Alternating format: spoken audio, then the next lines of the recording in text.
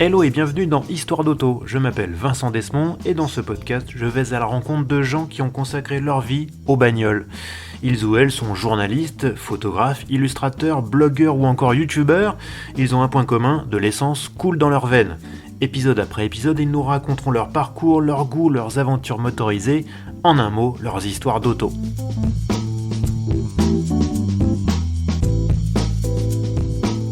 Mon invité exerce sans doute l'un des jobs les plus convoités de France. Il est journaliste automobile, ce qui en soi n'est déjà pas mal, mais depuis bientôt un quart de siècle, il prend le volant des sportives, supercars et autres hypercars qui font rêver la planète entière. Autant dire qu'il a une vision d'ensemble de cet univers très élitiste. On va revenir avec lui sur les grands moments de sa carrière, mais aussi prendre le pouls d'un tout petit secteur, en volume, qui entame un virage inédit vers l'électrification. Dans ce 22e épisode d'Histoire d'Auto, je reçois Laurent Chevalier, rédacteur en chef adjoint de Sport Auto.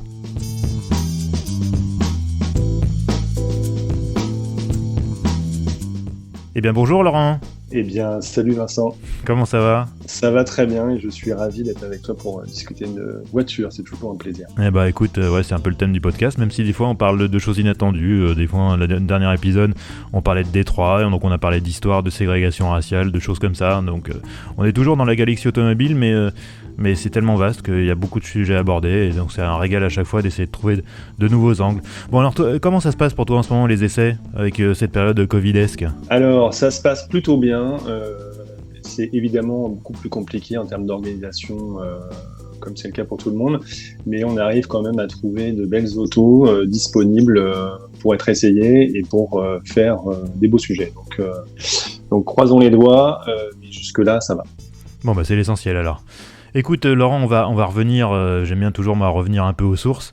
Quel est ton tout premier souvenir d'auto, Laurent ? Alors, mon tout premier souvenir d'auto, c'était un essai d'une Porsche 928 par l'intermédiaire d'un ami d'amis de l'époque. Ah ouais, tu démarrais fort. Il y a très très longtemps. Ça remonte à très longtemps. Je ne me souviens plus exactement l'âge que j'avais, mais j'étais pas bien grand et j'avais trouvé ça absolument fantastique. Donc ça, c'était pour le premier vrai souvenir de voiture dans la vraie vie. Et sinon, mon tout premier souvenir auto, et je crois que c'est là qu'a tout commencé, c'est en recevant un livre de voiture à Noël, je devais avoir 6 ou 7 ans. Et je me souviens très bien que sur la dernière page, il y avait une Lamborghini Countach. Le livre avait pour thématique les voitures classiques. Donc, a priori, ça m'intéressait vaguement, mais sans plus, à l'époque. Et j'étais tombé en extase devant cette Countach et ça m'a jamais quitté. Depuis, je pense que c'est ça ce qui m'a vraiment piqué. Ouais, je pense que c'est le cas pour beaucoup de gens. Hein. Oui, c'est une voiture qui a été en poster dans la chambre de beaucoup de gens. Celle-là, ou la Testarossa, ou la F40. Alors, c'était effectivement le grand dilemme de l'époque. C'était Testarossa ou Countach en ce qui me concerne. Moi, j'étais plutôt Countach parce que je trouvais ça moins évident. Je trouvais que Lamborghini, ça faisait un peu plus, je sais pas, peut-être un peu plus rebelle. Alors, je sais pas ce qu'on peut entendre par rebelle, mais disons que c'était un choix plus extrême peut-être. Et c'est ce qui me plaisait. Et à quel moment tu as décidé de bosser dans la bagnole ? Alors, ça s'est fait, il faut remonter là encore il y a longtemps. J'avais pas du tout prévu de faire ça comme métier. Je suivais un cursus scolaire assez classique qui me plaisait pas énormément. Je faisais du droit. Jusqu'au jour où je me suis rendu compte qu'il fallait vraiment que je trouve quelque chose qui m'intéresse. La seule chose qui m'intéressait, qui me passionnait vraiment, c'était la voiture. Alors, la voiture dans son ensemble, je me suis spécialisé dans les voitures de sport, mais depuis très longtemps, je suis intéressé par l'automobile en général, et donc forcément les voitures de sport. Et je me suis dit que s'il y avait une piste à creuser là-dedans, il fallait que je le fasse, mais j'avais aucune idée déjà de comment faire. Je connaissais personne. Moi, j'arrivais d'un petit village en province, dans un milieu qui s'intéressait pas à la voiture, donc j'avais aucune connexion ni de près ni de loin avec le monde automobile. En revanche, j'étais un grand consommateur de presse automobile. De façon large, ça allait aussi bien de l'action auto, automoto, en passant par Auto Plus, et Sport Auto d'ailleurs, et d'autres journaux automobiles. Et j'ai eu juste un jour, comme ça, j'ai eu la curiosité de me renseigner sur ce métier-là. Je pensais pas que c'était un métier, en fait. J'ai fait une demande de stage dans une rédaction automobile. Donc, j'ai pris le train, je suis monté à Paris, comme on dit. Je suis arrivé dans la rédaction d'Automoto, donc l'Action automobile et touristique, je crois que ça s'appelle Ouais, à comme ça l'époque, à oui. l'époque. J'ai fait un stage d'1 semaine et là, j'ai découvert un truc absolument grandiose. Alors, je pensais pas que j'allais faire ce métier-là, mais ce qui était sûr, c'est que je découvrais des gens qui parlaient de voiture comme moi, comme ce que j'adorais faire, des gens passionnés comme je l'étais. Et c'était le premier contact que j'avais avec un truc qui me branchait à ce point-là.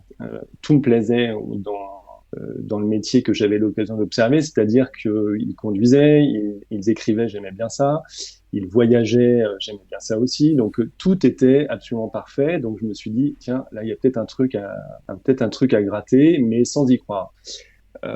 J'ai redemandé, donc là j'étais encore à l'école, j'ai demandé à faire un stage d'été à l'époque à Sport Auto, Mhm. quelques mois plus tard. Donc là, rebolote, mais un stage plus long, où là j'ai redécouvert ce truc qui me faisait halluciner, tellement j'adorais tout de ce métier-là. Donc le stage s'est bien passé. À la fin du stage, j'ai proposé sans trop y croire, un texte au rédacteur en chef de l'époque qui s'appelait Thierry Soave. Mhm. Le texte a dû vaguement lui plaire, j'imagine. Il me rappelle 2 mois plus tard en me disant, écoute, on a un poste, si ça t'intéresse, Oh là là. c'est pour toi. Donc autant dire que dans l'heure qui suivait, j'étais dans son bureau. Il était même pas question de salaire. Moi, j'étais prêt à payer pour faire ça tellement j'adorais ça. Et donc voilà. Donc ça, on remonte à 1997. C'est mon premier métier et j'en ai jamais vraiment changé. Donc c'est génial, t'as pas fait d'études spécialement, t'as pas fait d'école de journalisme, t'as juste voilà, t'as fait des stages et t'étais accroché au truc et t'es rentré dans la maison quoi. Absolument. En fait, je crois que j'avais jamais, enfin c'est pas je crois d'ailleurs, c'est sûr. Je n'avais jamais pensé que ça pouvait être un métier. Pour moi, c'était une passion. Je lisais, je dévorais toute la presse automobile que je connaissais par cœur. Je connaissais par cœur toutes les fiches techniques. Enfin, c'était un truc Oui. quasiment maladif parce que j'avais un stock d'informations en tête, de cylindrées, de nombres de soupapes et de Hmm. choses comme ça qui n'intéressaient que moi. Oui. Dans mon entourage, on me disait mais qu'est-ce que tu fais Personne ne comprenait et puis tout le monde me disait que je pourrais jamais en faire un métier a priori et que et qu'il fallait que je pense à autre chose. Restais dans ce truc-là et en fait j'ai jamais vraiment réalisé qu'on pouvait en faire un métier. Et d'ailleurs, si j'ai un message à faire passer auprès des jeunes, c'est vraiment ça. Je sais qu'il y a des adolescents en ce moment qui doivent choisir leurs options pour le bac et ce genre de trucs et prendre déjà des décisions sur leur avenir. Et c'est très compliqué quand on a 16-17 ans de Hmm. faire ces choix-là. Moi, je voudrais juste leur dire de creuser du côté de leur passion, du côté de ce qui leur plaît vraiment, parce qu'il y a énormément de métiers qui existent dont on ne connaît pas l'existence et dont on vous dira jamais qu'ils existent à Hmm. l'école. Hmm. Mais il y a énormément de choses qu'on peut faire, de choses passionnantes. Et aujourd'hui, je me retrouve quasiment 25 ans après avec l'impression de... Alors, c'est pas jamais avoir travaillé parce que c'est un vrai travail et ça demande des efforts, mais j'ai jamais traîné les pieds pour aller travailler le matin. C'est-à-dire que je me suis toujours levé euh, en me disant que j'allais travailler et que c'était une évidence, quoi. C'était un truc, j'aime ça, c'est toujours une passion et c'est un moteur qui est très important. Et alors à tes débuts à la rédaction, tu faisais quoi? J'imagine qu'on t'a pas filé tout de suite les clés d'une F40, t'as dû un peu montrer ce que tu valais, non? Alors, au tout début, j'ai commencé en tant que pigiste permanent avant de devenir rédacteur et ensuite essayeur. Et j'ai eu la chance, alors curieusement, j'ai eu la chance que les gens de l'époque, donc je parle de Thierry Soave et d'Alain Bernardet, mais fait confiance assez vite. Je me souviens pas vraiment de période de test. Je me souviens qu'à l'époque, je connaissais mal les Porsche, voire pas du tout les Porsche. Mhm. Et je me souviens qu'on m'avait dit prends 7911, qui devait être une Carrera de l'époque, prends 7911 et va rouler avec et dis-nous ce que tu en penses. Donc l'idée, c'était de me mettre à niveau de ces voitures-là pour mieux les comprendre et pour être capable de peut-être mieux les juger, j'imagine. Mais j'ai pas eu de. Je me souviens qu'à ma grande surprise, d'ailleurs, j'ai été assez vite confronté à des autos ou alors à des situations où je me disais, mais c'est complètement dingue, je me retrouve à 25 ans dans cet endroit incroyable, ce circuit de fou avec cette voiture de dingue. Et donc, je me surprenais moi-même. Mais voilà, j'ai pas eu de sentiment d'être véritablement testé à l'époque. Alors, il faut dire que c'était une époque qui était très différente d'aujourd'hui, un contexte qui était très différent. Et tout ça se faisait un peu comme ça, de façon directe. On va avancer un petit peu et aller s'intéresser à un numéro de Sport Auto qui avait fait scandale, je crois qu'on peut le dire à l'époque. C'était en novembre 99. Le titre, c'était Vitesse mode d'emploi Paris-Nice en 4h15. Alors cette une, elle avait fait beaucoup parler d'elle à l'époque. Il faut dire que je me suis amusé à sortir de ma calculatrice, ça fait une moyenne de 220 km/h, même un peu plus. Bon, c'était il y a plus de 20 ans, il y a prescription. Est-ce que tu as des souvenirs de cette aventure rocambolesque? Alors, j'ai des souvenirs. Je vais pas vous dire précisément ce que j'ai fait dans ce reportage, mais j'ai des souvenirs d'y avoir contribué. Alors là encore, je parlais de contexte tout à l'heure. Il faut bien remettre les choses dans leur contexte. Le thème de la vitesse n'était pas le même qu'aujourd'hui, mais quand même à l'époque commençait l'idée de rendre responsable les hautes vitesses de tous les maux de la Terre. Donc c'est-à-dire que le nombre de morts de la circulation routière était plus ou moins imputé au fait que les gens roulaient à plus de 180 km/h sur l'autoroute, ce qui était évidemment faux. Pour nous, on considérait beaucoup plus dangereux de rouler à 30 km/h devant une école qu'à 200 sur une autoroute complètement déserte la nuit. Donc c'était ça un peu l'idée de départ. Pour illustrer le propos, on avait effectivement fait une espèce de cannonball entre Paris et Nice avec deux autos, le côté très sportif avec une 911 GT3 de l'époque et Mhm. une 740D diesel, oui, Mhm. effectivement. Ce qui est assez rare à Sport Auto, mais juste pour le clin d'œil de ces premiers diesels puissants, Mhm. avec la question de savoir, enfin la question qui n'est pas forcément très intelligente, mais un peu rigolote, de savoir ce qui est le plus rapide entre rouler très vite et s'arrêter, faire les pleins très souvent, ou alors rouler un peu moins vite et faire moins le plein. Voilà. Ça, c'était un peu pour planter le décor. Et je me souviens d'un sujet qui avait effectivement fait son petit scandale. On avait été même menacé d'être interdit à la vente, je crois. Oh la vache. Et d'ailleurs, pour la petite histoire, Chris Harris, le fameux Chris Harris, en a reparlé d'ailleurs il n'y a pas très longtemps dans l'un de ses podcasts. Donc, ça m'a amusé. Voilà. Plus de 20 ans après, on en parle encore, la preuve.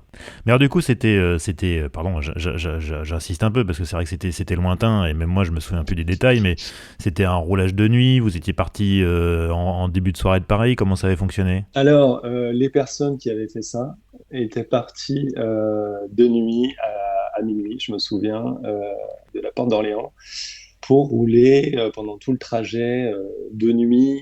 Il y avait vraiment quasiment personne sur la route. On mettait un point d'honneur à pas dépasser les gens avec un gros delta de vitesse, c'est-à-dire que il fallait absolument, enfin c'est pas il fallait d'ailleurs, c'était naturel pour nous d'être respectueux des autres usagers quand on les dépassait.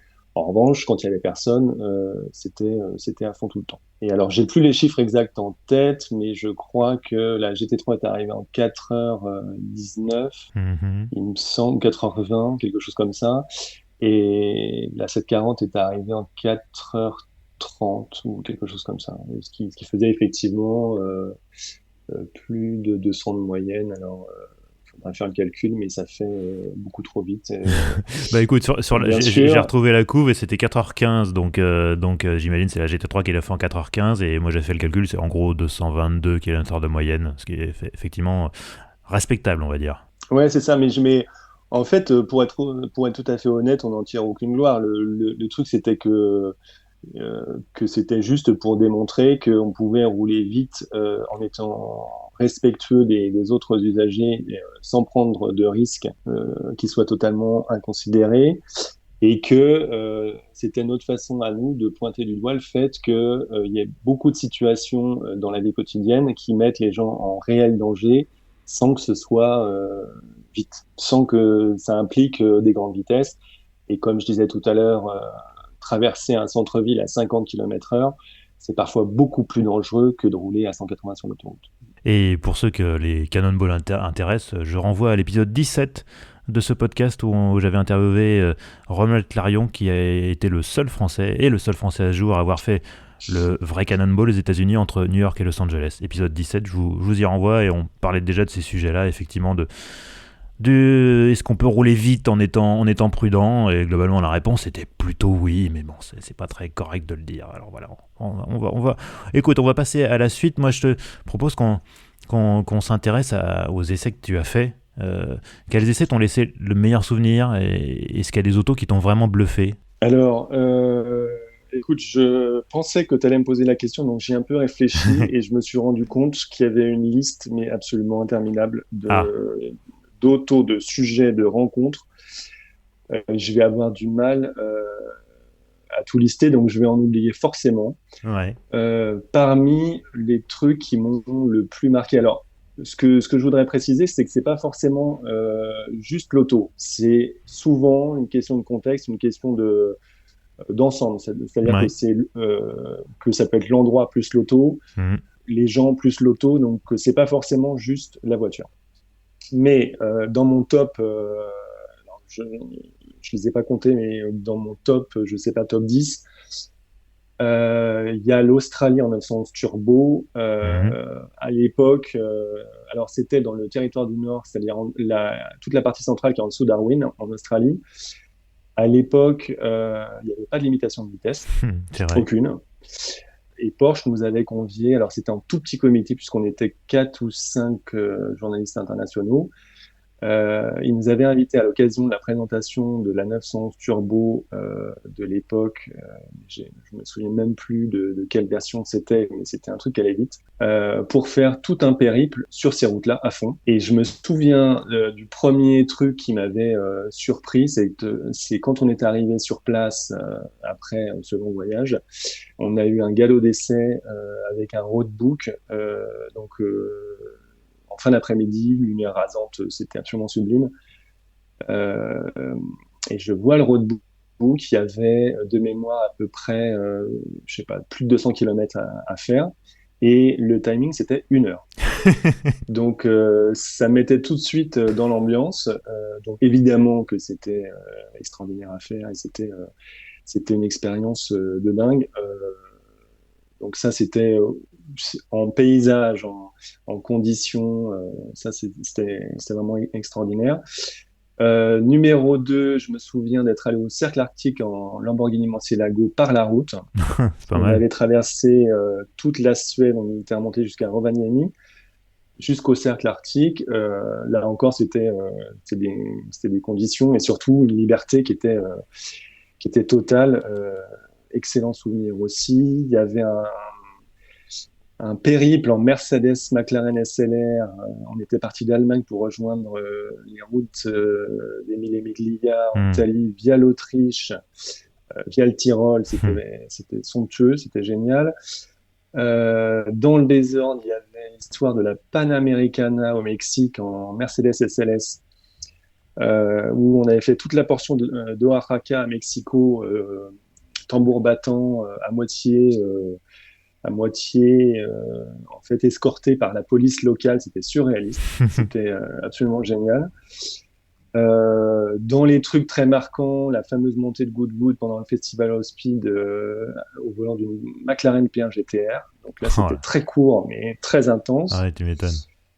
Et puis il y en a plein. Il y a alors pour faire un peu de géographie, jusque dans la pointe sud, il y avait l'Afrique du Sud en Jaguar XK. On était allé de Cape Town jusqu'au Cap des Aiguilles, je crois que ça s'appelle comme ça. C'est la pointe la plus au sud, juste en face de l'Antarctique. C'était absolument fabuleux. Euh, il y avait, qu'est-ce qu'il y a eu d'autre? Il y a eu j'ai un très bon souvenir de la Murcielago Roadster dans les virages qui sont en dessous Palm Springs en Californie, où on dit qu'aux États-Unis il y a juste des lignes droites, c'est totalement faux. Il y a de très beaux Ouais, virages. ouais. Et il y a en plus un décor qui est absolument fabuleux. Donc ça, c'était génial. Toujours Lamborghini, j'ai fait un reportage avec une Gallardo Spider, je crois. Enfin, Gallardo, c'est sûr, mais je me souviens plus de la version exacte. Dans le désert de Joshua Tree, c'était pareil en décor, en voiture, en ambiance, c'était complètement dingue. Il y avait, je pense à la Ferrari. Alors, l'essai de la Ferrari que j'ai eu la chance de partager avec James May de Top Gear, c'était très sympa. Ça, c'était à Maranello. Euh, Qu'est-ce que j'oublie? J'oublie la Veneno, la Lamborghini Veneno sur le circuit de Nardo, avec les gens de chez Lamborghini. C'était extraordinaire. Nardo toujours, on avait fait un sujet spécial vitesse maxi avec tout ce qui allait le plus vite à l'époque. Il y avait même une Edonis. Alors, je ne Ouf. sais pas si tu te souviens de Ouais, ça. si, C'était si. une voiture qui avait été faite sur la base de la Bugatti EV110. Ouais, c'est ça, c'était une base Bugatti, ouais. Et c'était d'ailleurs celle qui était allée le plus vite sur la piste ce jour-là. Donc pareil, enfin ça c'était des ambiances, euh, des situations où tout était absolument parfait, les planètes semblaient parfaitement alignées, et Hmm. c'était des vraies expériences de fou, quoi. Le rêve éveillé, quoi. Ouais, c'est complètement ça, où tu te dis, quand tu vis le truc, alors t'es souvent la tête dans le guidon, et surtout très concentré sur le fait de faire des photos, que tout se passe bien pour faire un sujet reportage qui soit sympa au final. Mais quand même, quand tu relèves un peu la tête et que tu vois la situation et ce qui se passe, tu te dis, c'est un truc de fou, quoi. Et donc voilà. Et après, il y avait d'autres très bons souvenirs, mais ça touche plus à des autos en particulier, pas forcément des expériences. Plein de voitures que j'ai beaucoup aimé. Alors des trucs parfois super radicaux. Bah, écoute, déjà Bon, tu nous as, tu nous enfin, as, mais déjà c'est tu nous, très long, quoi. déjà tu nous as envoyé une liste qui fait rêver là, donc écoute, c'est déjà pas mal. Alors j'ai beaucoup de questions d'internautes, je sais pas, je suis désolé, je m'excuse auprès des auditeurs, je pourrais pas toutes les passer parce que là il y en a vraiment eu beaucoup. Je suis désolé Laurent, t'as un gros fan club, hein, donc dès que j'ai annoncé que c'était toi qui est mon invité, les questions ont plu. Donc je vais commencer par une question Facebook de Christophe. En matière de supercar, y a-t-il une période qui a ta préférence? Alors, très bonne question, Christophe. Merci de l'avoir posée. T'as l'air bien embêté. Non, parce que en fait, alors naturellement, je t'aurais dit toute la période de tout ce qui est V12 Atmo, c'est-à-dire avant l'électrification, pardon, avant la Ferrari, avant la P1, avant la Porsche 918, mais en fait même pas. C'est-à-dire que à chaque époque, chaque génération de supercars est complètement fantasmagorique et correspond à des trucs. Alors on peut aimer plus ou moins le fait que tout soit misé sur le poids, ou qui est un vrai moteur atmosphérique et puis pas de turbo, et donc ça j'entends. Mais il se trouve que au final, quand on tourne la clé, même des supercars récentes, c'est toujours des trucs complètement surréalistes. Donc, pour répondre à ta question, Christophe, je dirais que a priori, non. Je garde un souvenir ému de la Ferrari qui est pourtant un peu hybride, donc a priori, c'est pas la plus authentique de toutes, mais c'est celle qui m'a marqué assez récemment. D'accord. Alors, j'ai une autre question, cette fois-ci posée sur Twitter par l'ami Ouvergrave qui suit ce podcast de très près. Quel supercar moderne mérite sa place au Panthéon aux côtés des Miura et F40? Alors là, je sèche complètement parce que je dirais toutes. Là encore, c'est une question à laquelle il est difficile de répondre parce que je peux pas dire qu'il y ait une supercar décevante. C'est-à-dire que jamais une supercar m'a déçu. Jamais je me suis dit qu'est-ce que c'est que ce truc, il passe à côté de quelque chose. Alors si, là je réfléchis à voix haute, la seule supercar qui m'est déçue, c'était la McLaren Mercedes SLR. Oui, je crois qu'elle Parce a qu'ils déçu à peu près tout avaient le monde, fait celle-là. un truc qui à l'époque qui était pas très homogène et qui au final était assez décevant, malgré la ligne, malgré la puissance, malgré les performances. Hormis cette exception, je vois pas d'exemple de supercar décevante. Donc je dirais qu'elles ont toute leur place au Panthéon. Après, c'est vraiment une question très subjective, une question de goût personnel.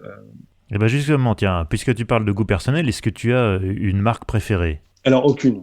Non, j'aime toutes les voitures, j'aime toutes les marques. Je sais que ça peut faire un peu l'école des fans et Ben, ça j'allais te le peut dire, ouais. faire un peu gnangnan de dire ça, mais c'est le cas. On m'a souvent reproché pardon, d'être pro Porsche. Alors, il y a eu pro Porsche, après j'étais pro Ferrari, après j'étais pro BMW, après j'étais pro Mercedes AMG, enfin bref. Il se trouve que je dis juste ce que je ressens lorsque je conduis les voitures. Et j'ai pas de marque favorite. Et j'ai jamais trop aimé d'ailleurs ce côté sectaire de gens qui étaient 100% Ferrari, qui avaient une casquette Ferrari avec des gants Ferrari. Hmm. J'ai jamais trop accroché à ça. Pour moi, il y a tellement d'exemples de voitures plaisantes que je peux pas choisir. Il y a peut-être, alors, pour être très honnête, il y a peut-être un truc avec Lamborghini où c'est mon premier crush avec Hmm. la Countach comme je vous ai dit tout à l'heure. Il y a peut-être un petit truc qui reste avec ça si on gratte bien, Hmm. mais en fait même pas. Non, c'est plus une question de ce que m'apporte la voiture à l'instant T en fait. Alors j'ai une question posée sur Twitter et un peu orientée de Gilles. Quel est le plus beau moteur que tu as essayé et pourquoi le V6 Bousseau? Elle est bien bonne. Alors, elle est très bonne cette question. Le plus beau moteur essayé, alors j'aurais tendance à dire que c'est un V12 Atmo Ouais. parce que ça reste quand même complètement à part. Donc j'ai un souvenir assez ému du V12 de la F12 TDF Ouais. qui avait un caractère, une allonge, une élasticité, un truc, ça explosait à tous les régimes. C'était un truc complètement incroyable. Ça, je m'en souviens encore, alors que ça fait, je sais pas, une dizaine d'années que j'ai essayé la voiture. Donc, ça pourrait être, oui, alors je vais dire je vais donner une réponse assez classique, V12 Atmo, forcément Atmo, Ferrari. Faut avouer qu'ils sont très forts Hmm. là-dedans. Le V12 Atmo aussi, Lambeau, parce alors, il est peut-être un peu moins puissant, un peu moins performant dans l'absolu, mais en termes de vibration, en termes de sonorité, en termes de trucs qui prend au trip, ça reste quand même un truc très au-dessus des autres. Bon, et puis tant pis pour l'alphiste Gilles qui sera déçu du coup. Alors, j'ai un très bon souvenir aussi alors ça remonte aussi, j'ai un très bon souvenir du moteur du V6 en 12 soupapes dans le GTV. Alors, le GTV des années 2000, Ouais, avec les petits phares ronds là. avec les petits phares ronds, très bon souvenir. En 2 soupapes comme en 24 soupapes d'ailleurs, c'était très sympa. Mhm. C'était très belle sonorité, beaucoup de plaisir. Bon, ça va, Gilles sera pas trop déçu alors. Alors encore une question Twitter de Jean cette fois-ci. Quelle est ta voiture personnelle? Alors, je n'en ai pas. La seule et unique voiture que j'ai eue, qui m'a appartenu, c'était ma première voiture il y a 25 ans. C'était une 205 GTI. Ouais. À l'époque, c'est quand j'ai commencé à travailler à Sport Auto, j'avais cassé la tirelire. Euh, je m'étais rendu compte assez vite que je m'en servais pas. Elle était en panne de batterie en permanence dans le garage. Donc, de un, j'en avais pas l'utilité. De deux, j'avais déjà pas le temps. Ce qu'encore aujourd'hui, j'ai déjà pas le temps de conduire toutes les voitures que je suis censé conduire pour le boulot, que je suis censé connaître. Donc, j'en ai pas besoin. Et ensuite, l'autre explication, non pas que je sois en train d'essayer de me justifier, mais juste pour clarifier les choses. L'autre truc, c'est que je vis dans un endroit qui est un enfer pour les autos en général et les autos sympas en particulier, qui est Paris. Mhm. Donc j'ai vite réglé le problème et je me déplace en métro, en train et en avion. Et même il y a quelques années, sauf erreur, tu t'es déplacé aussi en Autolib. Et alors je cumule tous les abonnements Autolib, Véligo, Lime, Uber Bike, Uber.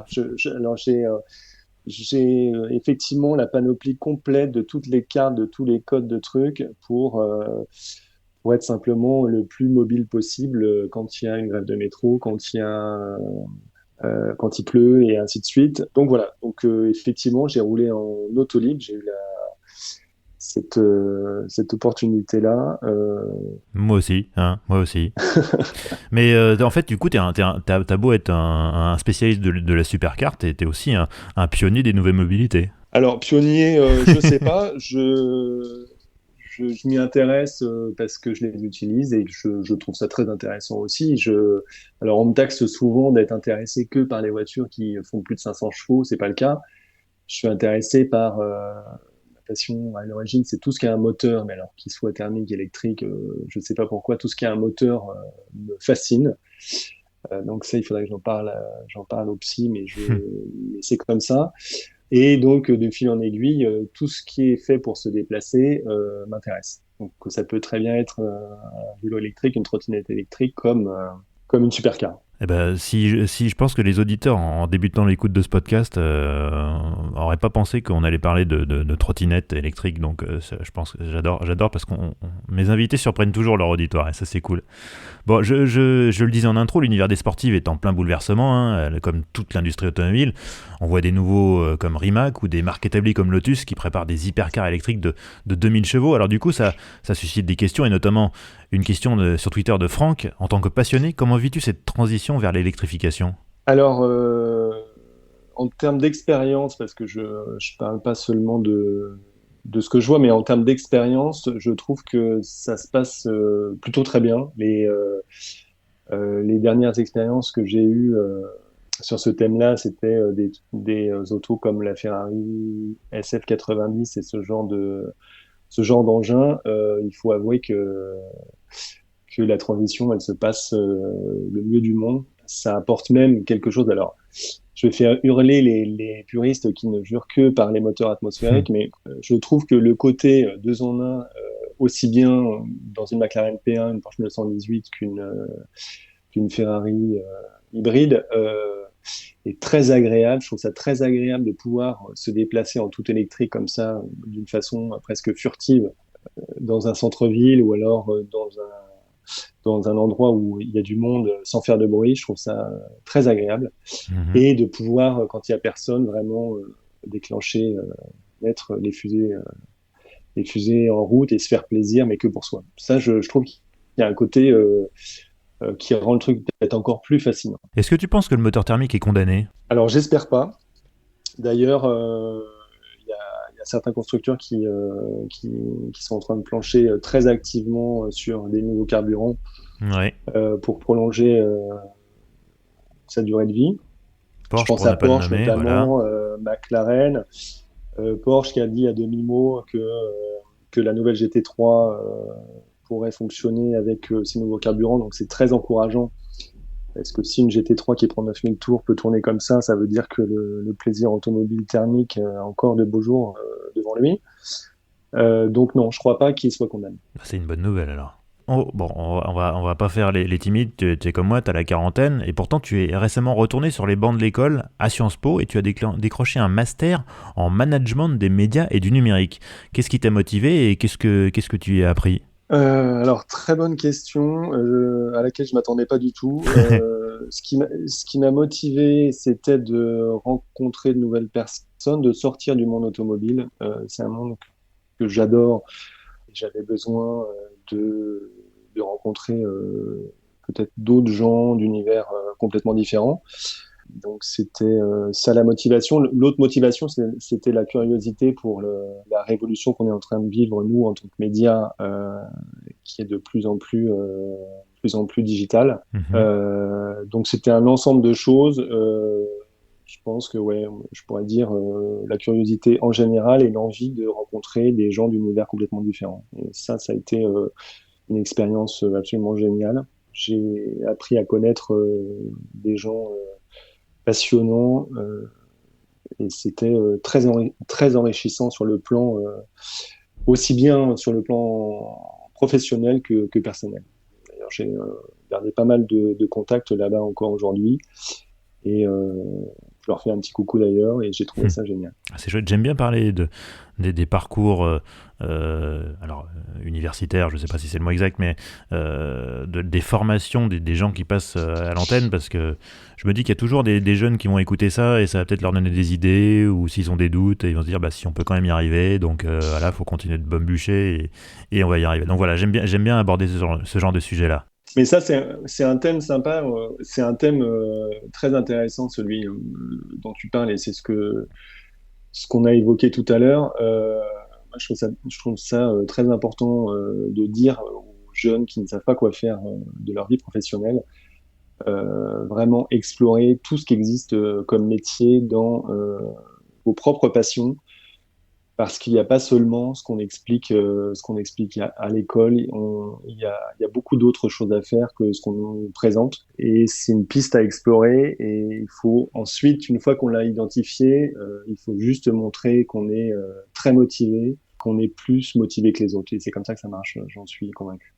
Oui, et puis il n'y a pas qu'à l'école qu'on ne connaît pas ces choses-là. La dernière fois que j'ai expliqué à un conseiller Pôle emploi, genre, j'en veux pas du tout au conseiller Pôle emploi, mais la première fois que je leur ai expliqué que j'étais journaliste essayeur automobile, ils n'ont pas compris, ils n'avaient pas ça dans le fichier, donc forcément, c'est quand même un peu spécial. Une question sur Twitter de Nonox, encore un auditeur régulier. Est-ce qu'il t'arrive encore d'être surpris, en bien ou en mal, par les sportifs modernes? Est-ce que tu leur trouves une âme? Alors là encore, très bonne question. La réponse est oui, tout le temps. Absolument tout le temps. Pas plus tard que la semaine dernière, j'ai réessayé la Ferrari Romain avec laquelle j'avais juste fait un tout premier essai lors de la présentation. Là, je l'ai eu dans le cadre du sujet grand format de Sport Auto. Donc, c'est un sujet qui est axé voyage avec un parcours beaucoup plus long et puis un temps beaucoup plus long pour vraiment approfondir la question. Mhm. J'ai adoré cette voiture. J'ai adoré cette voiture pour plein de raisons. D'ailleurs, je vous invite à les découvrir dans le Dans prochain le numéro de prochain Sport numéro Auto. de Mais Sport Auto. absolument, je fais mon petit teaser. Mais non, pour être très honnête, je reste. J'ai peut-être gardé cette âme d'enfant ou je sais pas, mais je reste toujours très surpris de voir à quel niveau les constructeurs placent la barre, à quel niveau ils se réinventent. Donc voilà, pour répondre à cette question, absolument, je suis toujours surpris, je suis toujours émerveillé et tous ces constructeurs-là font des choses fantastiques. Bon alors ces épisodes je les conclus toujours par 4 questions rituelles. Alors j'ai l'impression que sur la première question je vais un peu faire un flop vu que tu n'as pas de voiture, mais je la pose quand même. Est-ce que ça t'arrive de te promener sur les sites de petites annonces auto, et si oui, c'est quoi ta dernière recherche? Alors, bien sûr que ça m'arrive de me promener sur les sites de petites annonces auto. Ma dernière recherche, c'était une Jaguar XJ. Ouais. Euh, De quelle époque? Avant la caisse tout alu, Ouais. fin 90, avant la caisse tout alu, pas forcément en compresseur d'ailleurs, même une V8 Atmo classique, parce que j'ai toujours été fasciné par cette voiture, j'ai toujours été fasciné par cette ligne. Et voilà, donc il m'arrive un peu à mes heures perdues de me dire, tiens, et si je devais m'acheter une voiture, qu'est-ce que ce serait pour de vrai? Ça pourrait être ça. Alors je suis assez partagé entre j'aimerais bien avoir un break pour des raisons pratiques et puis pourquoi pas une voiture dans ce genre-là. Donc voilà, pour répondre à ta question, la dernière c'était une Jeep. Mais bon, on a compris que c'était pas ta priorité pour le moment. Non, non, c'est pas du tout une priorité, mais c'est juste un truc comme ça, je sais pas, de façon complètement sporadique, je me plonge là-dedans parfois, et du coup, évidemment, avec la magie d'Internet, quand on clique Hmm. sur Jaguar XJ ou sur n'importe quelle autre voiture, il y a 17 000 pop-up et pubs qui s'affichent sur des autres annonces d'occasion. Donc forcément, je Et on reste, rentre dans le terrier du lapin et on n'en ressort plus. voilà. Et je reste une demi-heure à me dire, ah non, celle-là, elle est pas mal, celle-là, elle est mieux. Laurent, quel est ton meilleur souvenir de road trip? C'est pas forcément dans le cadre de ton métier, hein, ça peut être un road trip perso, même avec une 4L ou une 205 GR, mais quel est ton meilleur souvenir de road trip? Alors, meilleur souvenir de road trip, bah, pour faire plus fort que les road trips professionnels, ça va être compliqué. Ouais. J'ai un très bon souvenir, donc ce sera forcément professionnel. Ouais. Euh, Encore que peut-être mes meilleurs souvenirs de road trip, c'est à moto, Ouais. avec mes amis d'enfance où on s'accordait, alors on ne le fait plus maintenant parce qu'on est devenu vieux, mais on s'accordait jusqu'à il y a encore pas très longtemps une semaine dans le sud de la France généralement pour faire des belles routes avec des beaux virages. Donc ça, c'était des trucs vraiment sympas. Perso, professionnellement, je dirais, j'ai un très bon souvenir d'une Mustang cabriolet, d'un sujet que j'avais fait avec Stéphane Foulon, qui était notre photographe attitré à l'époque. L'excellent Stéphane Foulon. On était parti de Los Angeles, on était remonté jusque bien au-delà de San Francisco, Mhm. par la côte. J'ai un souvenir d'être passé à Reno et d'être redescendu par le parc, par Yosemite. Mhm. Donc tout un périple comme ça qu'on avait fait. Alors en plus c'était à une époque où le temps était moins compté, donc on avait dû rester une semaine là-bas. Oh, super. On avait eu une météo, mais alors de tout, un orage incroyable, après un ciel bleu azur, enfin tout. Et c'était vraiment c'était extraordinaire. Donc c'est pas forcément ce que je veux dire, c'est que c'est pas forcément l'auto la plus incroyable Bien sûr. qui existe, mais le contexte faisait que Mhm. c'était que ça reste encore aujourd'hui un super bon souvenir. Quel est ton garage idéal? 4 voitures, sans limite de budget. Ça doit quand même à peu près convenir à ta Alors, vie.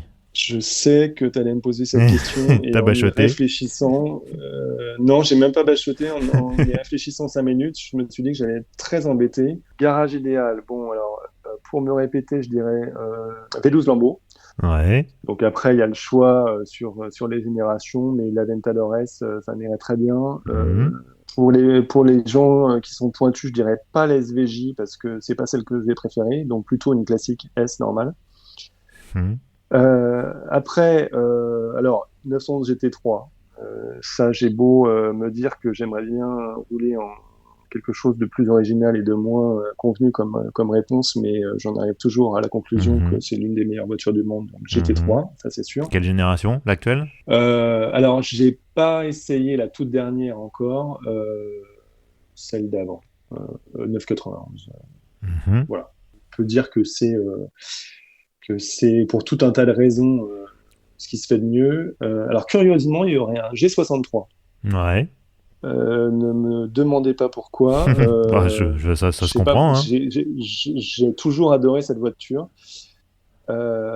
d'autant que je trouve qu'ils l'ont très bien réinventée, Ouais. tout en gardant tout ce qui fait son charme et en la modernisant vraiment. Donc le dernier G63, pas celle d'avant, Ouais, ouais. pas celui d'avant, mais vraiment le dernier que j'ai trouvé incroyable pour 10 000 raisons. Donc il y aurait Mhm. ça. Bien que j'aime pas spécialement, même voire pas du tout, la mode des gros 4x4 surpuissants actuels, mais celui-là, c'est un truc à part. Mhm. Ensuite, il y aurait un break avec une grande autonomie, pourquoi pas, pour l'aspect pratique. Et puis, il y aurait peut-être bien l'Alpine à 110. Ah, mais là j'ai un problème, ça fait 5. Bon, alors on retire le break en considérant que Donc on retire. Que le G63 a J'étais parti suffisamment sur de le fait que place. j'étais parti sur le fait que c'était un RS6 à vente, donc on le retire. Non, non, pas forcément. Ah ouais. Parce qu'en général, Alors, c'est quand je dis bon, tu devrais mettre un délit quand même là-dedans. En général, les gens me sortent un RS6 à vente qui est un peu la machine à tout faire, quoi. alors, je peux comprendre et c'est vrai. C'est pas forcément ce qui me fait le plus envie. c'est une voiture qui a plein de qualités, mais pour des raisons de poids notamment, c'est pas forcément ce qui me fait le plus envie dans ce registre-là. Donc, si on résume, ça fait une Aventador S, Mhm. une 911 GT3, un Mhm. G63 et Mhm. puis l'Alpine A110. Bah, Et ça, alors l'Alpine A110 ouais. pour les plus pointus aussi, même pas une ES, une classique. En finition pure, la plus légère, la plus authentique. Alors, finition, peu importe, la couleur, peu importe, le truc le plus l'Alpine classique, voilà. Je trouve que c'est un compromis idéal. Il y a un plaisir de conduire qui est extraordinaire. C'est une voiture qui est relativement raisonnable, Mhm. qui est très légère. Voilà. Donc ça, enfin pour moi, ça fait partie du top. Bah, c'est un joli garage bien varié. Alors du coup, si tu devais conduire qu'une seule auto jusqu'à la fin de tes jours, qu'est-ce que ça serait? T'as des questions tordues quand même, hein. Ouais, j'aime bien celle-là. Celle-là, je l'ai vraiment bien, hein. Une 911. Ouais. Ah, maintenant, faut dire laquelle, parce que là, ça fait beaucoup. 911, alors je dirais 911 Turbo Cab. Tiens, Ah pour ouais. changer un peu de la GT3. 911 Turbo Cab, pourquoi? Parce que à chaque fois que j'ai eu affaire à elle, je me suis toujours dit que c'était une voiture. Alors, c'est peut-être pas la plus passionnante, c'est peut-être pas la plus exubérante, mais en termes d'efficacité, de performance, de facilité, je trouve que c'est un compromis qui est absolument sidérant. Donc, c'est une voiture avec laquelle on peut rouler normalement. C'est une voiture. Alors, je suis curieusement pas forcément fan de cabriolet, mais je trouve ça sympa de rouler ouvert de nuit. Mhm. J'ai toujours trouvé ça sympa. Euh, donc, c'est la raison pour laquelle je la prendrais en cab. Et puis 911 Turbo, bah, parce que 911 Turbo, quoi. Alors Mhm. là encore, pour me répéter, pas forcément la S, parce que la 911 Turbo suffit. Alors, il y a un truc qui m'avait fait marrer, c'est une réflexion sur Instagram d'un gars qui m'avait dit la 911 Turbo normale, pas la S, c'est-à-dire celle des connaisseurs.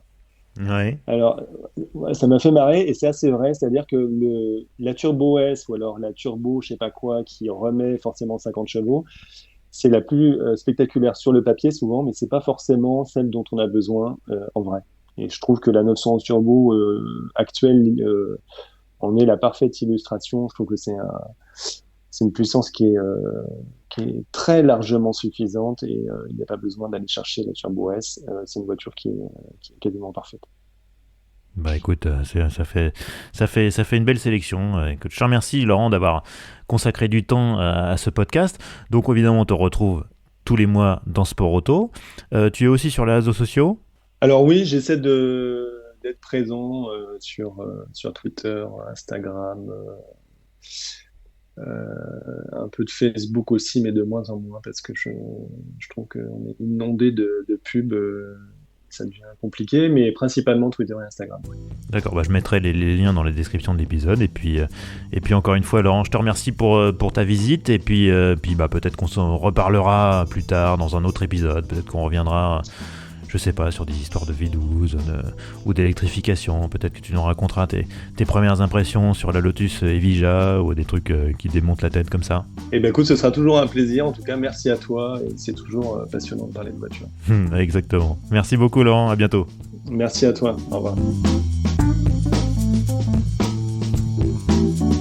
Et voilà, c'est la fin de ce 22e épisode d'Histoire d'Auto. J'espère que ça vous a plu. Si c'est le cas, n'hésitez pas à vous abonner sur votre appli de podcast favorite. Aussi, n'hésitez pas non plus à donner une appréciation, un petit 5 étoiles par exemple, au hasard, hein, ça peut être très sympa. N'hésitez pas non plus à parler de ce podcast à vos amis, hein, parce qu'après tout, si ça vous plaît, ça plaira peut-être à d'autres gens aussi. Je vous rappelle aussi que vous pouvez vous tenir au courant de l'actualité du podcast sur les réseaux sociaux. Twitter, Facebook et maintenant aussi Instagram. Vous cherchez à chaque fois Histoire d'Auto, vous allez tomber dessus. Par ailleurs, les épisodes sont également maintenant mis en ligne sur YouTube. Vous recherchez Histoire d'Auto, vous trouverez la chaîne, il y a tous les épisodes déjà en ligne. Et puis vous pouvez me joindre par mail, histoiredauto@gmail.com pour vos commentaires, suggestions, idées. Enfin, n'oubliez pas, Histoire d'Auto, c'est un nouvel épisode tous les 1er et 15 du mois. On se retrouve donc le 15 mai pour le prochain épisode. D'ici là, à bientôt et bonne route. Ciao.